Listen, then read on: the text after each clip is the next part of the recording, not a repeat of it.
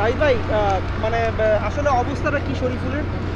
শরীফুল খেলা শেষে ওকে এখানে লোকাল একটা মেডিকেল সেন্টার আছে, ওখানে একজন হ্যান্ড সার্জন কনসালটেন্ট আছেন, তার সাথে তাকে দেখাতে নিয়ে যাওয়া হয়েছে। শরীফুল আপনারা জানেন যে ওর বোলিং হ্যান্ডের ইনজুরি, আপনার রিং ফিঙ্গার এবং যে যেটা আছে আপনার ইন্ডেক্স ফিঙ্গার, দুটো মাঝামাঝি জায়গায় একটা ক্ষত হয়েছে। তো এখন হ্যান্ড সার্জন যিনি আছেন উনি খুবই একজন এক্সপার্ট একজন এই ফিল্ডে। তো আমরা আশা করছি যে হয়তো পজিটিভ কোনো খবর আমরা পেতে পারি। বাট ইনজুরিটা অবশ্যই এটা একটা দলের সবার জন্য এটা একটা বড় একটা concern.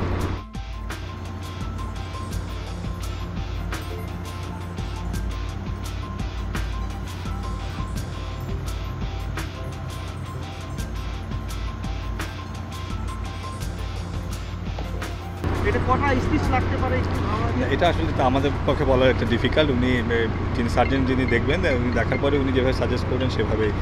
But they have the best possible treatment facilities available here, সেটাই হচ্ছে আমাদের কাছে সবচেয়ে বড় পজিটিভ দিক।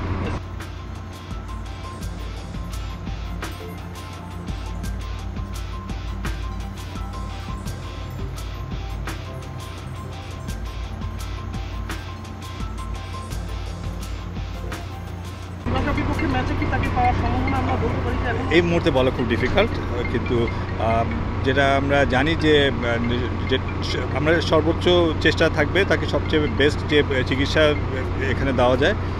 তারপর বাকিটা আসলে এই মুহূর্তে আসে বলা খুব ডিফিকাল্ট।